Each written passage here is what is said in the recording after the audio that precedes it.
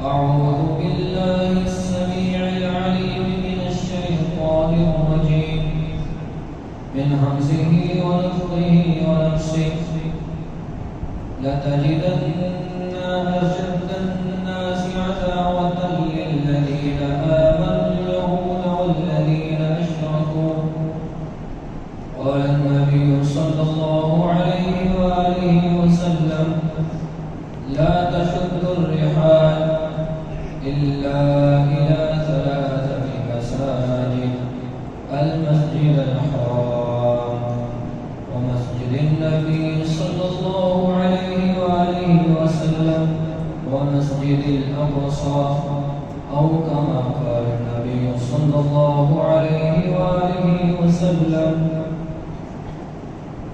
مختصر مختصرہ کے بعد تمام تسبیحات تحمیدات اللہ وحدہ لا شریک لہ کی ذات تصویری بالکل کائنات کا خالق و مالک و رازق.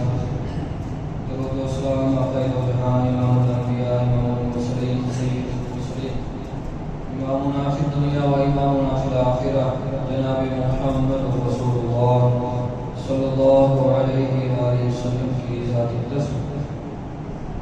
معزز سامعین حضرات،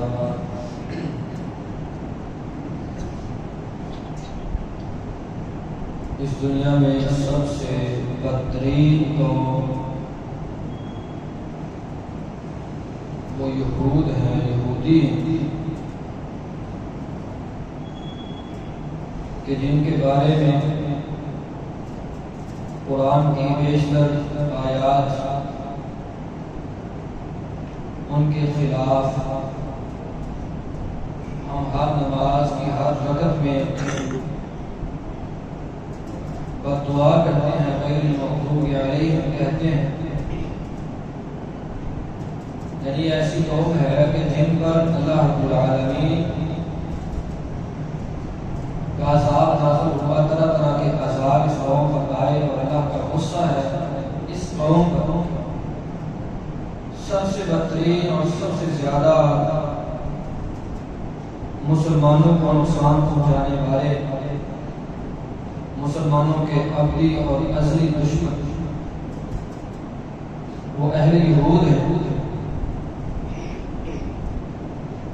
موجودہ جو فلسطین ہے یہ شام کے اس علاقے میں ہے کہ جس کی احادیث کے اندر بہت زیادہ فضیلت وارد ہوئی ہے. شام کا جو علاقہ ہے رسول اکرم صلی اللہ علیہ وسلم کی بہت زیادہ احادیث موجود ہیں احادیث کی کتب کے اندر،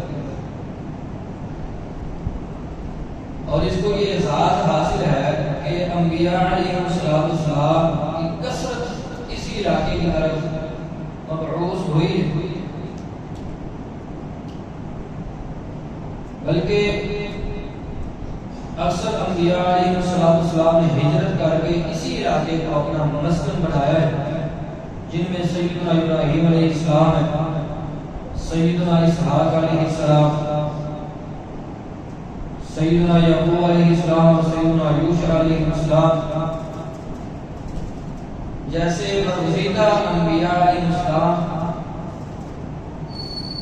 بلکہ سیدنا موسیٰ علیہ السلام نے اللہ سے یہ دعا کی کہ اللہ اگر مجھے موت آئے تو اسی مقدس زمین پر مجھے موت آئے. اللہ العالمین سے انہوں نے یہ دعا کی. رسول اکرم صلی اللہ علیہ وآلہ وسلم اگرچہ مکہ المکرمہ کے اندر پیدا ہوئے، آپ کی ولادت مکہ المکرمہ میں ہوئی، لیکن نبی کائنات صلی اللہ علیہ وآلہ وسلم کو اللہ نے جو معراج کرایا، سیر کرائی ہے، تو وہ بیت المقدس میں کرائی ہے. آپ صلی اللہ علیہ وسلم کو اللہ نے بیت اللہ سے اٹھا کر کے بیت المقدس کی سیر کرائی. سیدنا عیسیٰ علیہ السلام جب یہودیوں نے ان کو قتل کرنے کی سازشیں کی تو اللہ رب العالمین نے اسی سرزمین سے ان کو آسمان کی طرف زندہ اٹھایا اور قیامت کے قریب اسی سرزمین یعنی ملک شام میں جہاں اب جو ہے وہ فلسطین ہے، یہ سارا علاقہ ہے، شام کے اندر عیسیٰ علیہ السلام کا نزول ہوگا. یہ بابرکت سرزمین ہے. اللہ رب العالمین نے اس سرزمین کو بابرکت کہا ہے. انبیاء علیہ السلام کی کثرت کا تعلق وہ اسی سرزمین کے ساتھ ہے. یہودی جو مسلمانوں کے ہمیشہ سے دشمن ہیں، وہ اس سرزمین کی حرمت کو پامال کر رہے ہیں اور شروع سے وہ کرتے ہی چلے آ رہے ہیں. وہ یہ سمجھتے ہیں کہ ہمارا ہے، یہ علاقہ ہمارا ہے، اس پہ ہمارا حق ہے. وہ مسلمانوں کے دلوں کو ٹھیس پہنچاتے ہیں اور پہنچا رہے ہیں.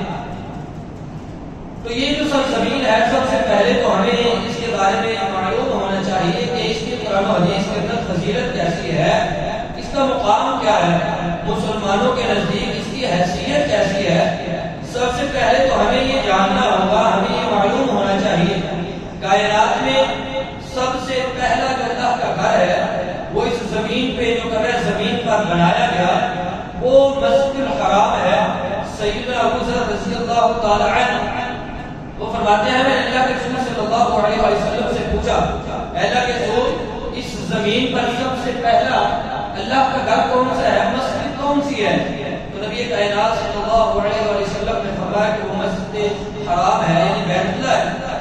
اس کے بعد پھر میں نے پوچھا کہ دوسرا گھر کون سا ہے؟ تو نبی کائنات صلی اللہ علیہ وسلم نے ارشاد فرمایا وہ مسجد اقصی ہے. تو اس زمین پر دوسرے نمبر پہ جو مسجد بنائی گئی وہ مسجد اقصی ہے. سیدنا ابراہیم علیہ السلام نے تعمیر کی ہے. سب سے پہلی تعمیر وہ سیدنا آدم علیہ السلام اور پھر سیدنا داؤد علیہ السلام اور سیدنا سلیمان علیہ السلام اور پھر اس کے بعد جو ہے وہ اس کی تزئین و آرائش جو ہے وہ ہوتی رہی ہے مختلف ادوار میں. تو یہ بابرکت گھر ہے. انبیاء علیہ السلام کی کثرت اس گھر کی طرف آئی ہے. اللہ نے اس سرزمین کو بابرکت کہا ہے، مقدس کہا ہے. وَنَجَّيْنَاهُ وَلُوطًا إِلَى الْأَرْضِ الَّتِي بَارَكْنَا فِيهَا لِلْعَالَمِينَ. کہتے ہیں کہ ہم نے نجات دی لوط علیہ السلام کو اس کی طرف جو ہے وہ بھیجا ہے اس زمین کی طرف جس میں ہم نے برکت رکھی ہے جہان والوں کے لیے. اب اس سرزمین سے مراد وہ بیت المقدس ہے، فلسطین کا علاقہ ہے، شام کا علاقہ ہے. مفسرین نے لکھا ہے کہ سیدنا ابراہیم علیہ السلام کو جو اللہ نے ہجرت کرنے کا حکم دیا ہے وہ شام کے علاقے کی طرف ہجرت کرنے کا حکم دیا ہے. اور پھر اللہ نے اس شہر کی قسم کھائی ہے، والتین والزیتون، تین کی قسم، زیتون کی قسم. اب امام ابن کثیر رحمہ اللہ نے مفسرین کے اقوال نقل کیے ہیں اور ان میں قتادہ ہے، ابن زید ہے اور دیگر جو مفسرین ہیں وہ یہ کہتے ہیں ہوا مسجد بیت المقدس وہ بیت المقدس کا علاقہ ہے جو زیتون ہے. اور بعض مفسرین نے کہا کہ کیونکہ یہ زیتون کا جو درخت ہے یہ اس علاقے میں یعنی فلسطین کے علاقے میں بہت زیادہ پایا جاتا ہے، اس وجہ سے بھی اس کی یہاں قسم ہے وہ ذکر کی گئی ہے. اور زیتون سے مراد بعض مفسرین نے وہ یہی علاقہ لیا ہے یعنی بیت المقدس مسجد اقصی وہ اس سے مراد ہے. اللہ نے اس کی قسم کھائی ہے اور یہ مسلمانوں کا سب سے پہلا قبلہ بھی ہے. کائنات کے امام محمد رسول اللہ صلی اللہ علیہ وسلم نے 16 یا 17 ماہ اسی بیت المقدس کی طرف رخ کر کے نمازیں پڑھی ہیں. پھر آپ صلی اللہ علیہ وسلم کی چاہت کے مطابق، خواہش کے مطابق اس کو تبدیل کر دیا گیا بیت الحرام کی طرف. اور پھر صحابہ رضوان اللہ علیہ اجمعین فرماتے ہیں کہ ہم نماز پڑھ رہے تھے عصر کی نماز اور اعلان دینے والے اعلان کرنے والے نے اعلان کیا، منادی دینے والے نے یہ آواز دی. کیا آواز دی؟ میں اللہ کے رسول کے پیچھے نماز پڑھ کے آیا ہوں، مسلمانوں کا قبلہ تبدیل ہو چکا ہے. اللہ نے فرما دیا قد نرى تقلب وجهك في السماء فلنولينك قبلة ترضاها. اب اللہ نے بیت المقدس سے مسجد حرام کو، بیت اللہ کو مسلمانوں کا قبلہ بنایا. گویا اس میں مسلمانوں کے ہاں بڑی اہمیت ہے، اس کو وہ درجہ حاصل ہے کہ اللہ کے رسول صلی اللہ علیہ وسلم نے بیت الحرام اور مسجد نبوی کے بارے میں فرمایا. جو مسجد نبوی اور بیت الحرام ہے، مسجد حرام ہے اور مسجد اقصی ہے، تین ہی ایسی جگہ ہیں جن کی طرف ثواب کی نیت سے سفر کیا جا سکتا ہے۔ ان تین جگہوں کے علاوہ کسی چوتھی جگہ کی طرف ثواب کی نیت سے سفر نہیں کیا جا سکتا۔ مسجد حرام ہے، آپ صلی اللہ علیہ وسلم نے فرمایا لا تشدوا الرحال الا الى ثلاثه مساجد، تم رفتے سفر نہیں باندھ سکتے ثواب کی نیت سے سوائے تین مسجدوں کے، تین جگہوں کے علاوہ کسی جگہ کی طرف ثواب کی نیت سے سفر کیا ہی نہیں جا سکتا۔ وہ ایک سب سے پہلے مسجد حرام ہے، اور پھر مسجد نبوی ہے صلی اللہ علیہ وسلم، اور تیسرے نمبر پہ مسجد اقصی ہے ثواب کی نیت سے۔ حتیٰ کہ رسول اکرم صلی اللہ علیہ وسلم کا فرمان ہے ایک وقت ایسا آئے گا کہ مسجد اقصی کو دیکھنا دنیا و ما فیہا، دنیا و ما فیہا سے بہتر ہوگا اس کی زیارت کرنا۔ جو اس کی طرف دیکھے گا دنیا و ما فیہا سے بہتر ہوگا۔ آج جو کیفیت ہے مسجد اقصی کی اور ہماری جو کیفیت ہے اس کی اہمیت رسول اکرم صلی اللہ علیہ وسلم نے جو بیان فرمائی ہے، آپ صلی اللہ علیہ وسلم کو اسی جگہ کی آپ اسلام کی جائے ولادت وہ مکہ المکرمہ ہے۔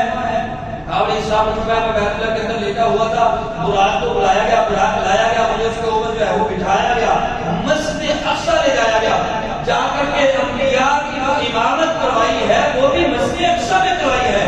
2 رکعت نماز اللہ کے رسول صلی اللہ علیہ وسلم نے مسجد اقصی کے اندر انبیاء علیہ السلام کو پڑھائی، اور وہاں سے بھی جو ہے وہ سیر ساتوں آسمانوں کی معراج جو ہے وہ شروع ہوئی۔ سیر جو ہے وہ مسجد اقصی کی ہے، اور پھر کائنات کے امام صلی اللہ علیہ وسلم فرماتے ہیں جب میں سیر کر کے واپس آیا تو میں نے کہا کہ اب لوگ کیسے مانیں گے، تو آپ صلی اللہ علیہ وسلم نے فرمایا میں نے مسجد اقصی بیت المقدس کی زیارت کی ہے، میں اس کو بھی دیکھ کر کے آ گیا۔ لوگوں نے جو ہے وہ بولنا شروع کیا ابو جہل سب سے پہلے یہ کیسے ہو سکتا ہے۔ آپ علیہ السلام نے فرمایا مجھے کچھ بھی پتہ نہیں تھا، اللہ رب العالمین نے جس طرح جو ہے وہ بتا کیمرے چلا دیتا ہے، کیمرے آن کر سب کچھ میرے سامنے واضح ہے۔ اللہ کے پیغمبر صلی اللہ علیہ وسلم سے وہ مشرکین سوال کرتے جاتے ہیں، آپ صلی اللہ علیہ وسلم حتیٰ کہ کھڑکیاں تک انہوں نے پوچھی، آپ علیہ السلام نے سب کچھ دیکھ کر کے بتا دیا۔ پھر بھی ماننے کے لیے خیر تیار نہیں تھے، جنہوں نے ماننا تھا وہ تو پہلے ہی مان چکے تھے، انہوں نے کہہ دیا تھا اگر یہ بات کہنے والے محمد رسول اللہ صلی اللہ علیہ وسلم ہیں تو ہم اس کو مانتے ہیں، اس کو تسلیم کرتے ہیں، تصدیق کرتے۔ تو ایسے ہی صدیق کا لقب ملا تھا۔ واقعہ رسول اکرم صلی اللہ علیہ وسلم کے فرمان کے مطابق یہ جو علاقہ ہے، یہ جو فلسطین اور شام کا علاقہ ہے، آپ صلی اللہ علیہ وسلم نے فرمایا طوبی للشام، شام کی لیے خوشخبری ہے۔ لأی ذلک یا رسول اللہ، شہادت ہے اللہ رسول کس وجہ کیسے؟ آپ صلی اللہ علیہ وسلم نے فرمایا کہ اللہ رب العالمین کے جو فرشتے ہیں، رحمان کے جو فرشتے ہیں، انہوں نے اجنحۃ علیہا اپنے پروں کے ساتھ اس سرزمین کو ڈھانپ رکھا ہے۔ اس سرزمین کی عظمت ایسی ہے جب فتنوں کا دور ہوگا، ایمان اگر کسی طرح جائے گا سکیٹ کر کے ایمان اس طرف جائے گا تو وہ شام کا علاقہ ہے، شام کی طرف ایمان چلا جائے گا۔ تم وہاں جا سکتے ہو تو وہاں جاؤ۔ اس ملک میں اللہ رب العالمین نے ایسی برکتیں رکھی ہیں، آپ صلی اللہ علیہ وسلم شام کے لیے دعائیں کر رہے ہیں اللہ شام کو برکتیں دے دے، رحمتوں کا نزول کر دے۔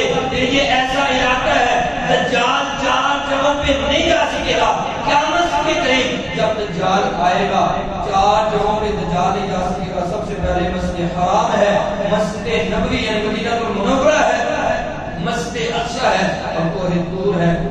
یہ 4 مقامات ہیں۔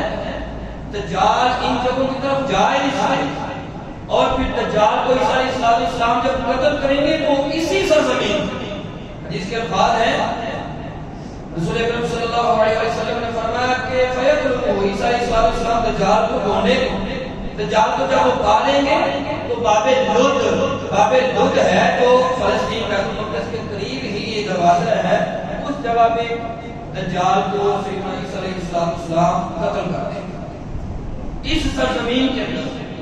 اور پھر میدان محشر، حشر و نشر، جب جہاں سبھی لوگ اکٹھے ہوں گے، جمع ہوں گے، لوگ جس طرف جائیں گے، کائنات کے امام صلی اللہ علیہ وسلم نے قیامت کی نشانیوں کا ذکر کرتے ہوئے ارشاد فرمایا کہ ایک آگ نکلے گی وہ عام لوگوں کو اکٹھا کر کے جمع کر کے سبھی کو میدان محشر کی طرف لے کر کے جائے گی، اور شام کا علاقہ شام میں ملک شام میں اللہ رب العالمین کا عرش ہوگا، وہی لوگ جو ہے وہ طرف جائیں گے، اور وہ آگ جہاں جہاں لوگ ہوں گے انہیں ٹھہریں گے تو آگ ٹھہرے گی، ان کو جو ہے وہ ترغیب کر کے قیامت کے قریب سبھی لوگوں کو اس شام کے علاقے کی طرف لے کر کے جائے گی۔ یہ علاقہ ایسا ہے احادیث کے اندر اس کی جو ہے وہ عظمت کو بیان کیا گیا ہے، اس کے لیے رسول اکرم صلی اللہ علیہ وسلم کی جو دعائیں ہیں احادیث کے اندر بہت زیادہ آئی ہیں۔ اب یہ جو علاقہ ہے یقیناً اللہ نے اپنی چیزوں سے نوازنا ہے، اور ہمارا یہ ایمان ہے اللہ یہودیوں کو ذلیل و رسوا کرے گا، اور یہ مقبوض ترین قوم سیدنا عمر رضی اللہ تعالی عنہ کے یوم 15 ہجری میں یہ علاقہ سیدنا عمر رضی اللہ خلافت راشدہ کے دور میں سیدنا عمر رضی اللہ تعالی عنہ نے اس کو فتح کیا 500 سال تک، پھر اس میں حکومت رہی ہے مسلمانوں کے قبضہ میں رہا ہے یہ علاقہ۔ پھر اس کے بعد یہ جو صلیبی جنگیں ہیں 11ویں صدی کے آخر سے 13ویں صدی تک جو ہے وہ پھر جنگیں لڑیں گی مسلمانوں کے خلاف، کیونکہ خلافت راشدہ کا جو دور ہے اس دور میں عیسائیوں کو بہت نقصان پہنچا، یہودیوں کو بھی بہت زیادہ نقصان پہنچائے گا۔ اب انہوں نے بدلہ لینے کے لیے جو ہے وہ جنگیں لڑی، اس لیے بھی جنگیں یہ مشہور اسی نام کے ساتھ جو ہے وہ منسوب بار انہوں نے پھر جو ہے وہ کوشش کرتے رہے، آخر کار جب سستی آتی ہے پھر اللہ رب العالمین جو بندہ محنت کرتا ہے آزمائش تو پھر ظاہر بات آتی ہے، اللہ رب العالمین کی طرف سے اب حکم ہونا یہی تھا۔ یہ جو جنگیں ہیں آخرکار صلیبی یعنی جو عیسائی ہیں وہ کامیاب ہوئے، اب ان کے زیر تسلط یعنی ان کے قبضہ میں بیت المقدس آ گیا۔ پھر اس کے بعد صلاح الدین ایوبی کے دور میں یہ یعنی کہ 1187 عیسوی ہے، صلاح الدین ایوبی کو جب اس طرح بھیجا گیا تو اس وقت ان کا ایک بڑا کارنامہ یہ تھا کہ جب یہ علاقہ فتح ہوا، جب وہ اس طرف آئے اللہ نے عزتوں سے نوازا، تو اس وقت انہوں نے کسی بھی عیسائی سے کوئی بدلہ نہیں لیا تھا، یہ بہت بڑا کارنامہ تھا، کسی کو سنا نہیں۔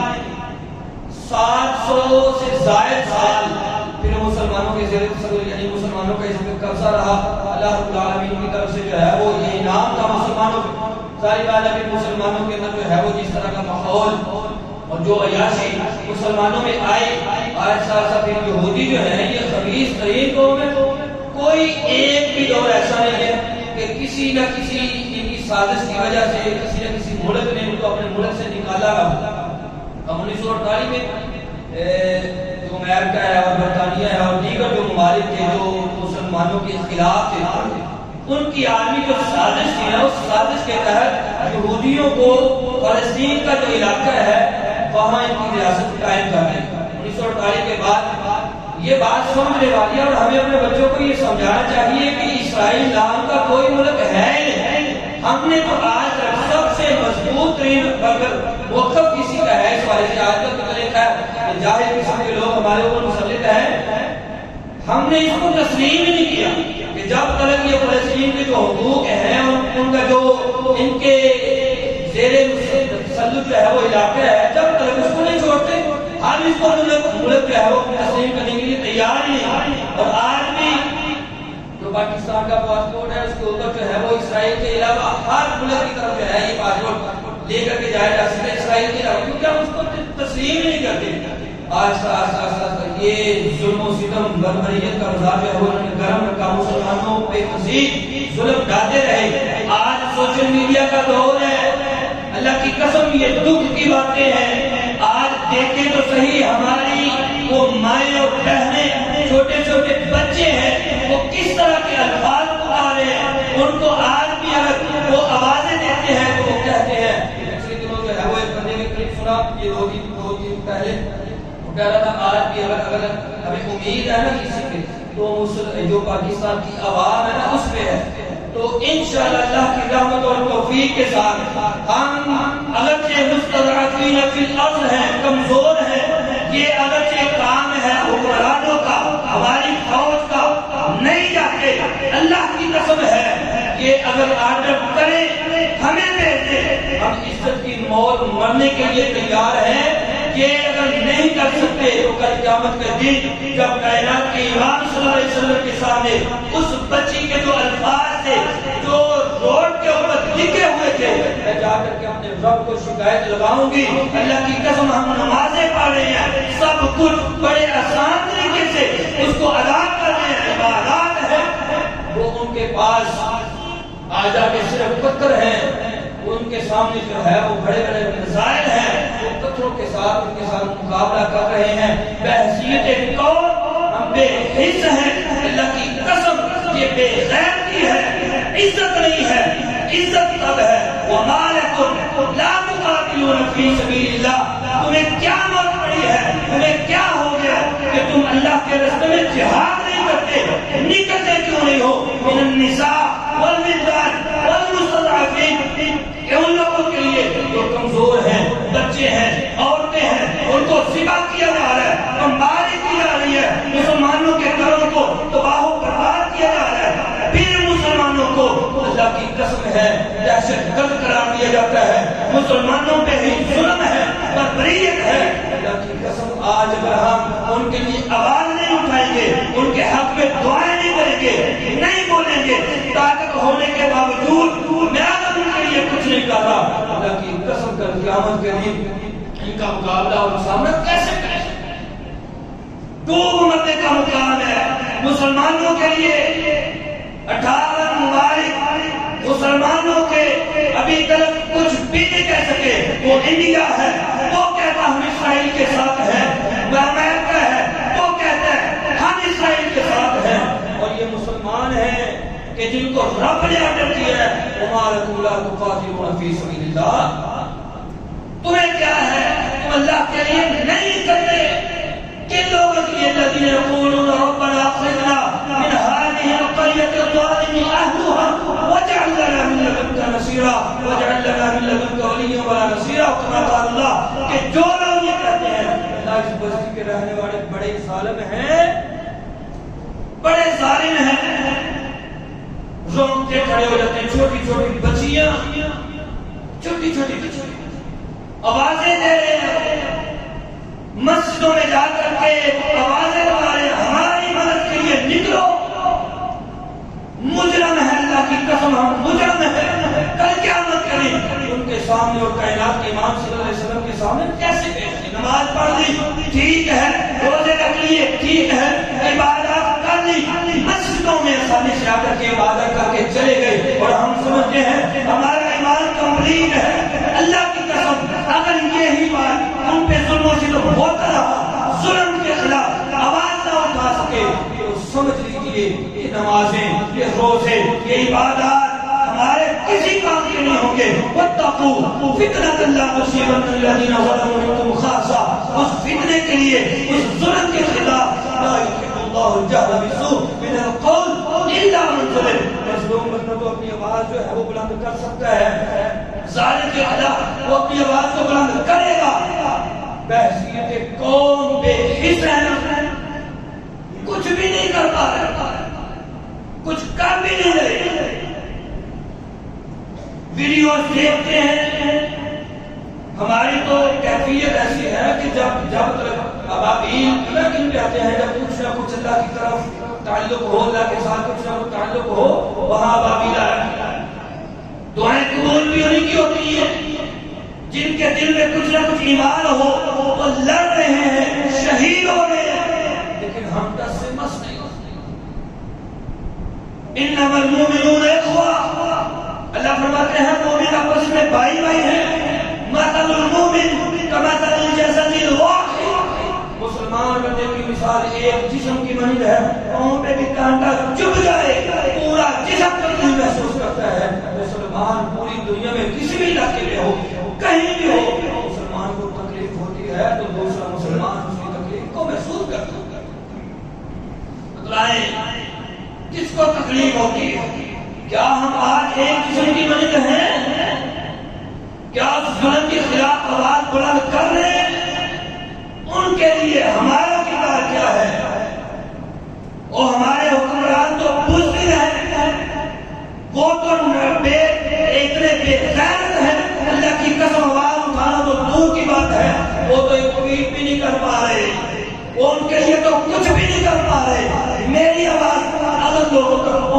کرتے ہیں، میں بھی نہیں جانتا ان میں اور مجھ میں فرق کیا ہے۔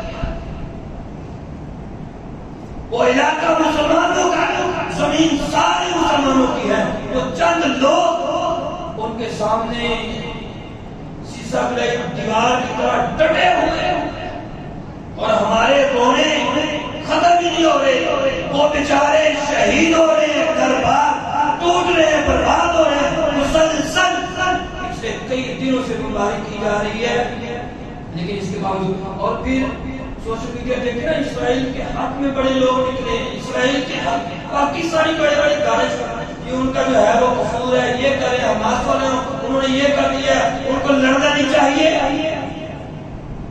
یہ اگر وہ اٹھے آج قسم، اس کے پیچھے ان پہ جو ظلم و ستم کیا جا رہا ہے، وہ جو ظلم کی داستان ہے وہ ہے، وہ اس وجہ سے اب کوئی تو ان کے لیے جا نہیں رہا، وہ بھی نہیں کریں گے اپنے بچوں کو وہ جس طرح شہید کرواتے ہیں، اور کم از کم ان کے حق میں بول نہیں سکتے تو کم از کم اپنی زبانوں پہ تارے لگا لو، ظلم کے خلاف آواز، اور پھر ان کے دشمن کو اپنا دشمن سمجھے۔ قرآن پڑھے اللہ کی قسم، پورے قرآن جس طرح مذمت یہودیوں کی گئی ہے، جس طرح کے کام، یہ تو اتنے بدبخت اور ذلیل ترین لوگ ہیں کہ جنہوں نے موسیٰ علیہ السلام جن کو یہ اپنا نبی اور رسول مانتے ہیں، ہمارے نبی اور رسول ہیں، اللہ کی قسم یہ تو ان کے خلاف بھی کھڑے ہوئے تو کہتے تھے فضا بنتا اور بھوکا فقاتل اینا ہاؤنا قائدون، وہ سب تو اور تیرا رب جانے، ہم نہیں لڑتے۔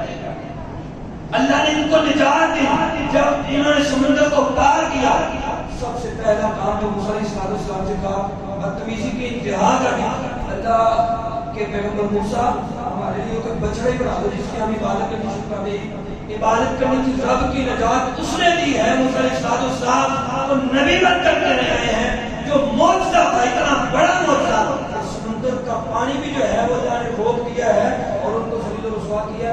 اس کے بعد یہ اتنا خبیث لوگ جا کر کے فوراً آزادی ملنے کے بعد اللہ کی نافرمانی کر دی۔ کبھی کہتے ہیں موسیٰ ہم اپنے تیرے رب کو سامنے دیکھنا چاہتے ہیں، ہمیں اپنا رب دکھا، یہ ذلیل ترین قوم، اور آج ہم ان کے بارے میں یہ سوچنے کے مجبور ہوں کہ ہم جو ہے وہ ان کے ساتھ جو ہے وہ ہم ان کے ساتھ سے رواداری سے جو ہے وہ کام لینا چاہیے، ان کے ساتھ جو ہے وہ دوستی ہونی چاہیے، دنیا کام ہوتی ہے، یہ لڑنے ہیں جھگڑے ہیں، اللہ کی قسم ہے یہ مسلمانوں کا حق ہے کہ ان کے لیے آواز اٹھائی جائے۔ ہم کیا کر سکتے ہیں؟ ہم ان کے ساتھ تعاون ہماری طور پہ بھی کیا جا سکتا ہے، دعا کے ساتھ بھی کیا جا سکتا ہے۔